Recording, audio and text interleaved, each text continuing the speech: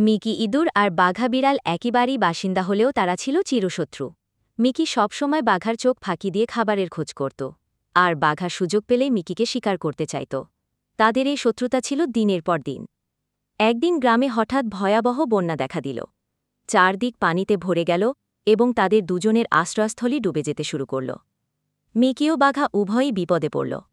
Mickey দেখল একটি ভাসমান কাঠ ভেসে যাচ্ছে, যেটি তাদের দুজনকে বাঁচাতে পারে। কিন্তু স্রোত খুব তীব্র থাকায় কাঠটি ধরা কঠিন ছিল। এই চরম মুহূর্তে মিকি তার চিরশত্রু বাঘার দিকে সাহায্যের জন্য তাকাল। বাঘা প্রথমে দ্বিধা করলেও মিকির মিনতি ভরা চোখ দেখে বুঝতে পারল যে এই পরিস্থিতিতে শত্রুতা ভুলে সহযোগিতা করাই বুদ্ধিমানের কাজ। মিকি তখন বাঘার পিঠে চড়ে কাঠটির ওপর লাফিয়ে পড়ল এবং সেটি দাঁত দিয়ে কামড়ে ধরল। বাঘা তার শক্তিশালী থাবা দিয়ে মিকিসহ কাঠটি টেনে আনল। এভাবেই তারা দুজনে মিলে কাঠটির উপর ভেসে একটি শুকনো জায়গায় পৌঁছাল।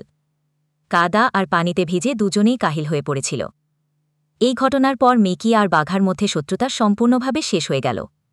তারা বুঝতে পারল যে জীবনের কঠিন পরিস্থিতিতে পারস্পরিক বোঝাপড়া এবং সহযোগিতা থাকলে যে কোনো বিপদ মোকাবিলা করা সম্ভব।